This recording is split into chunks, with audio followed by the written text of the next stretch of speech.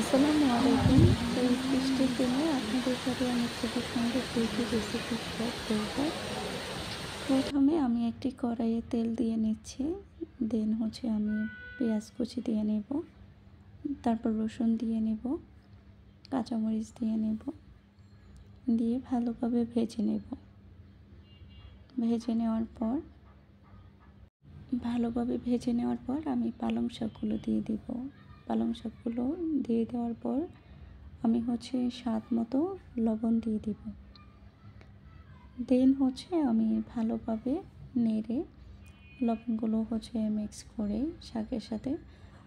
দেন আমি একটি ঢাকনা দিয়ে ঢেকে দেব, শাকটি যেন ভালোভাবে হয়ে যায়।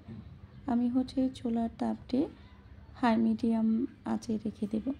এই যে আমার শাক হয়ে গিয়েছে, খুবই সুন্দরভাবে সিদ্ধ হয়ে গিয়েছে, দেখতে পাচ্ছেন আপনারা।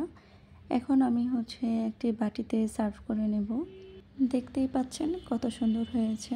অবশ্যই এই সহজ উপায়ে আপনারাও ট্রাই করতে পারেন। দেন আরেকটি রেসিপির জন্য আমি একটি প্যানে তেল দিয়ে নিচ্ছি। দেন পেঁয়াজ কুচি দিয়ে দেব। পেঁয়াজ কুচিগুলো ভালোভাবে নেড়ে ভেজে নেব।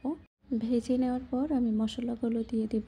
প্রথমে হাফ চা চামচ মরিচ গুঁড়া, হাফ চা চামচ হলুদ গুঁড়া, হাফ চা চামচ ধনিয়ার গুঁড়া দেব, স্বাদ মতো লবণ দিয়ে দেওয়ার পর আমি সামান্য একটু পানি দিয়ে মশলাগুলো ভালোভাবে কষিয়ে নেব।